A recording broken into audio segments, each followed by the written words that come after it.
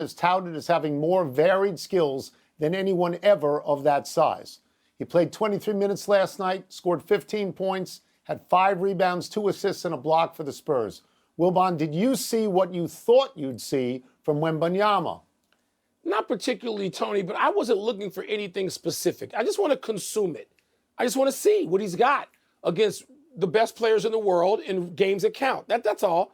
I wasn't expecting any particular numbers out of him.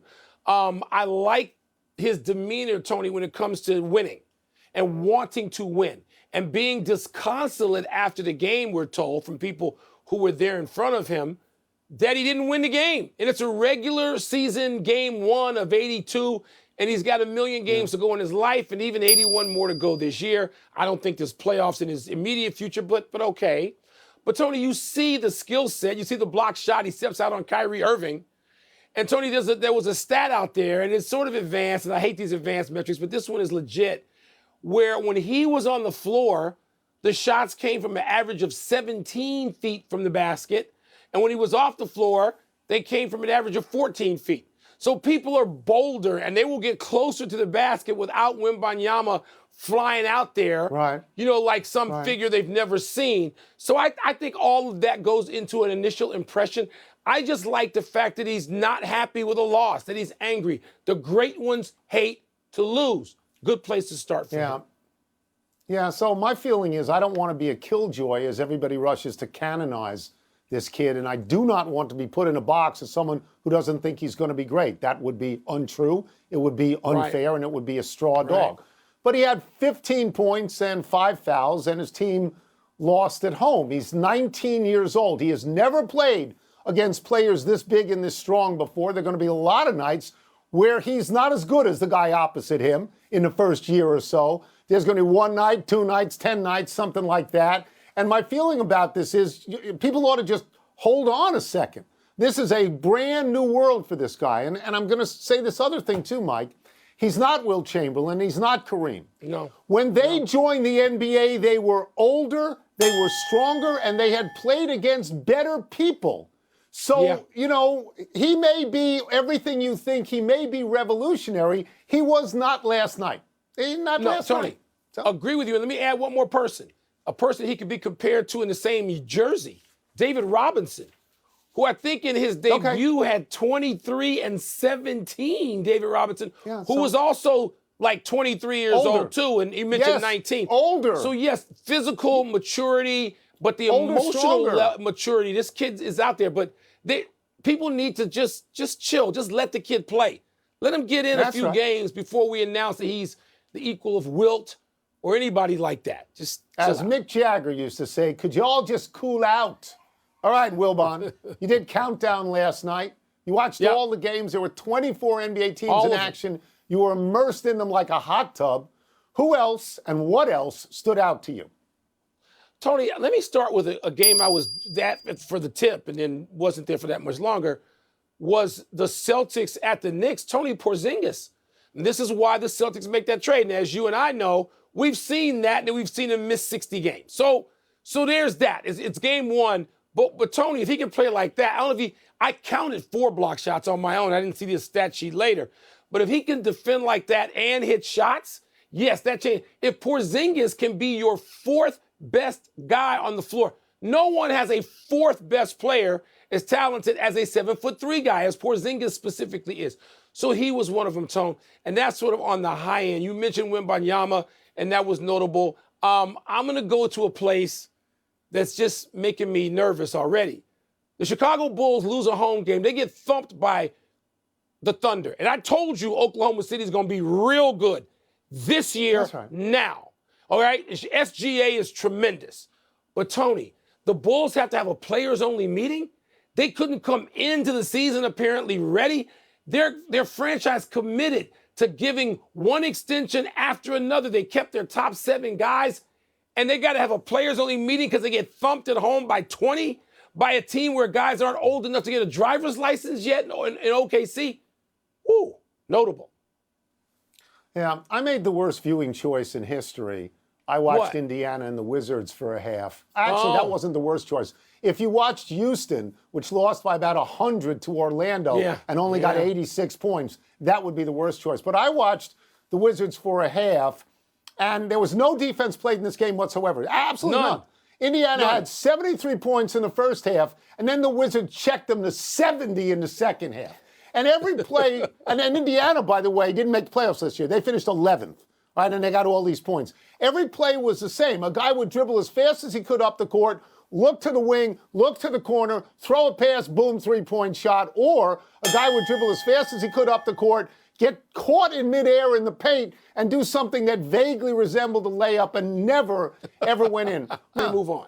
You got the Wizards and the Nationals and the Capitals.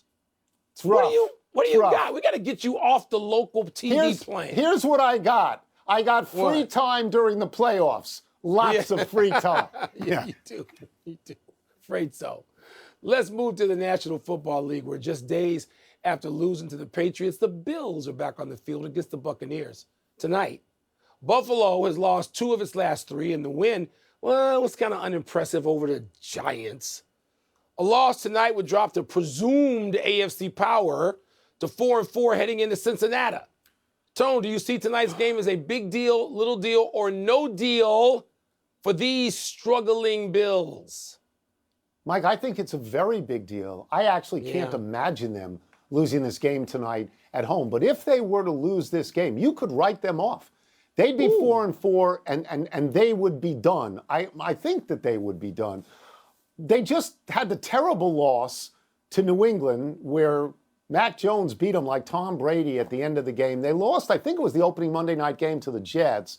They lost in London to Jacksonville. I mean, this is a lot of losses. They got one statement win over a good team. They crushed Miami 48-20, I think that score was. Mike, if they don't win this game big, it's going to feel like a loss. I wish I had the guts to pick Tampa Bay.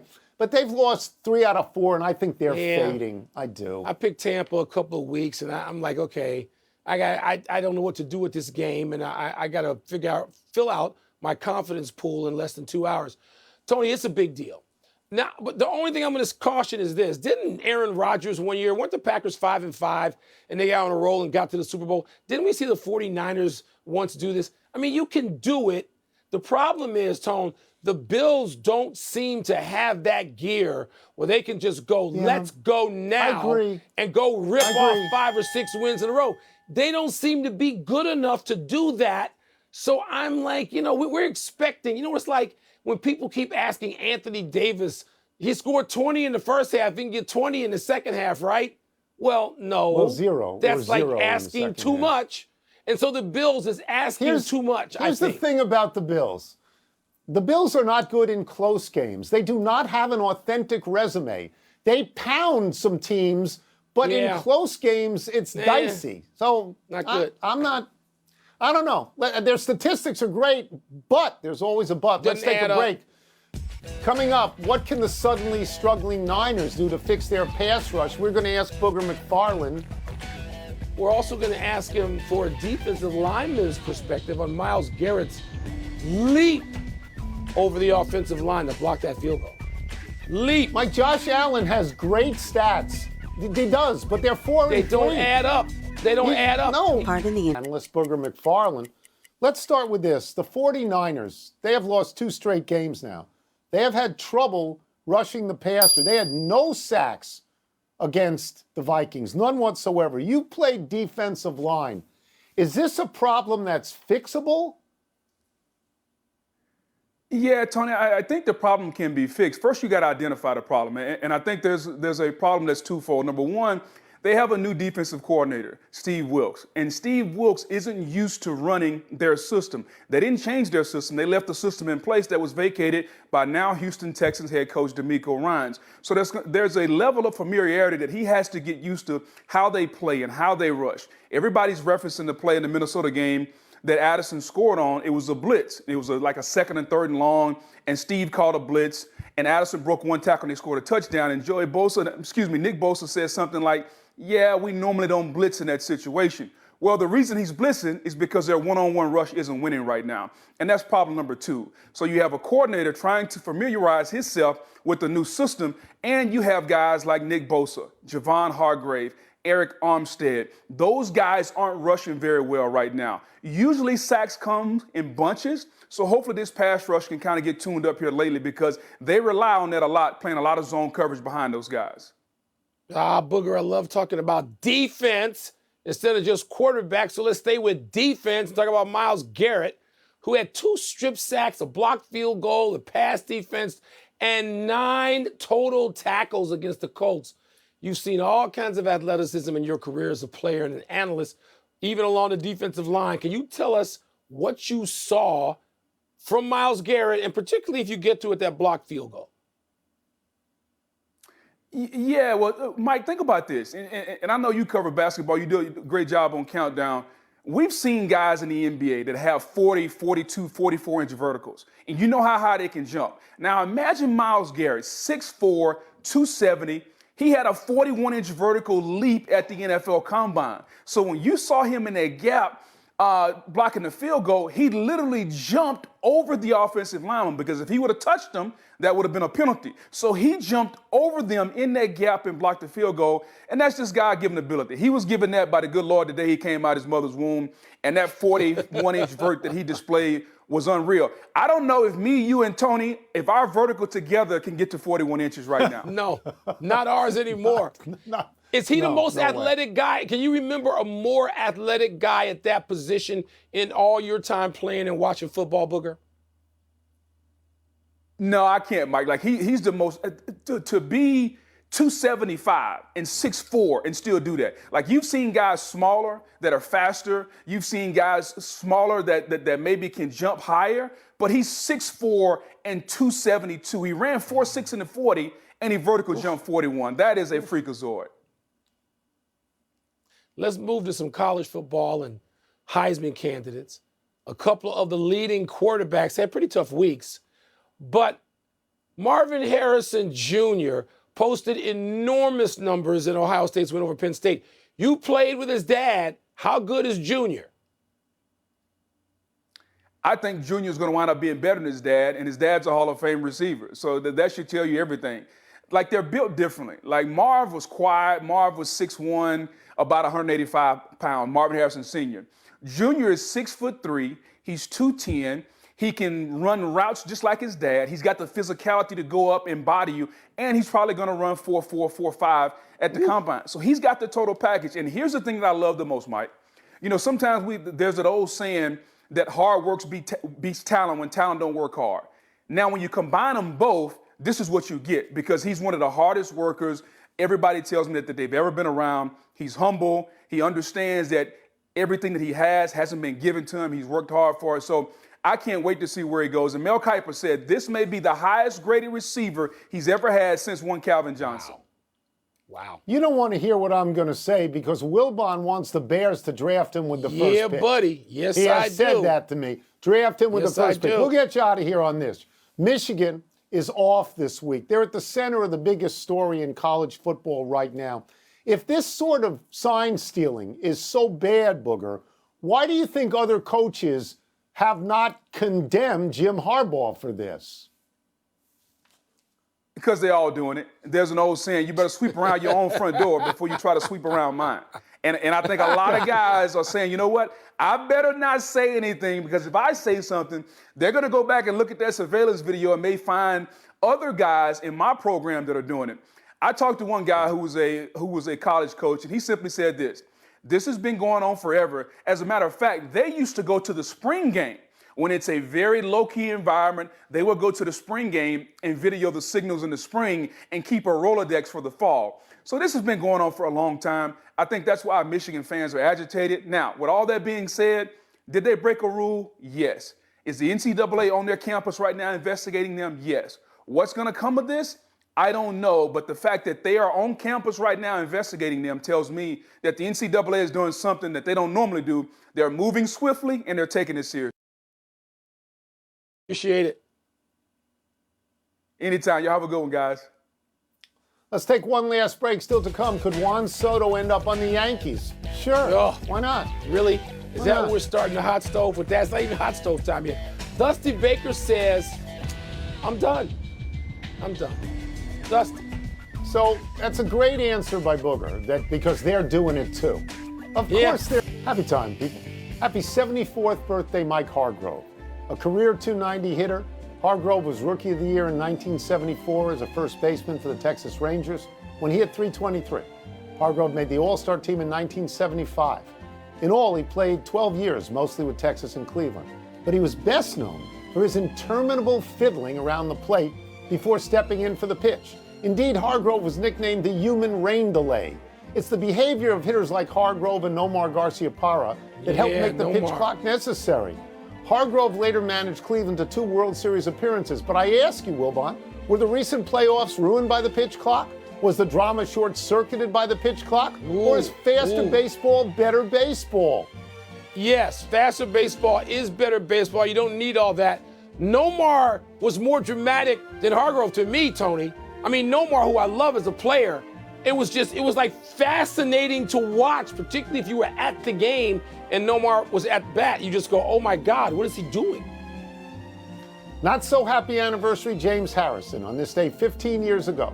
With the Steelers clinging to a 2-point lead over the Giants in the fourth quarter, the great Steelers pass rusher stepped in as an emergency long snapper, promptly launched a snap over Mitch Berger's head out of the back of the end zone. The safety tied the game for New York, which ended up winning 21-14. But Harrison prevailed in that season, becoming Defensive Player of the Year. And in the Super Bowl, Harrison made the greatest play I've ever seen in a Super Bowl. Harrison intercepted a Kurt Warner pass at the end zone, ran it back 100 yards for a touchdown. There were 18 seconds left in the first half when Harrison caught the ball. He used all 18, getting to the other end zone. Gave the Steelers a 17-7 lead. They won the game 27-23. Man, my man Fitz almost caught him at the goal line. Greatest play, Tony, I too think, in Super Bowl history. Really great. Happy trails, Dusty Baker. Baker, a baseball lifer, has retired as manager of the Houston Astros. In all, he managed 26 years, with stops at the Giants, Cubs, Reds, Nationals, and Astros, where he won the World Series last year. Before that, he played 19 years in the majors as an outfielder with the Braves, Dodgers, Giants, and A's. Baker was a 2-time All-Star, 2-time Silver Slugger, 1-time Gold Glove. His 162-game average was .278, 19 home runs, 80 RBI. He is 74 years old. He has had a complete career, an enviable career. And when he's eligible 3 years from now, he will be elected to the Hall of Fame as a manager. Amen, Tony. There's simply no arguing that. And by the way, Dusty was with all those teams. I know he just won finally with Houston. He had terrific teams. They were always in the hunt, or most often. He had teams that were right there, and he needed a little bit of luck and didn't get it. I've been cheering for the Astros for the last 2 years for one reason: Dusty Baker. Now, I'm done with the Astros. I'm finished. No, that's great. If They'll be Dusty's happy to finished know with you're them, done with them now. I'm finished They'll with be them happy. too. Yeah. Big finish, here we go. Rick Carlisle and the Pacers have agreed to a multi-year contract extension. Does that make sense? Makes exact sense. I think the Pacers are going to rise now, largely because of Rick Carlisle. SNY.com reports the Yankees have talked to the Padres about a trade for Juan Soto. Uh-oh. Is that a big deal? Yeah, well, the Yankees have a history of slugging outfielders, don't they? Starting with They Root. do. Bradley Beal and Devin Booker both out for tonight's game at the Lakers. Can they win without them? No, they might not have been able to win with them. Lakers coming off a loss. No. The NHL suspended Ottawa Senators center Shane Pinto 41 games for breaking the league's sports wagering rules. Your thoughts? 41 is a lot, but the rules are probably pretty clear. There is no evidence to the moment that any of those bets were on NHL games. Last one, Sixers and Bucks tonight. What do you expect? Well, I expect no James Harden, because apparently the security folks at the airport in Philly said, no, you're not taking this flight. You're not going to be on. You're going to be back practicing. So no Harden, and the Sixers, no chance of beating Milwaukee. We're out of time. We will try and do better the next time. I'm Tony Kornheiser. I'm Mike Wilbon. Same time tomorrow, Knuckleheads. You can get the PTI podcast on the ESPN app or Apple Podcasts. Now, here's Sports Center.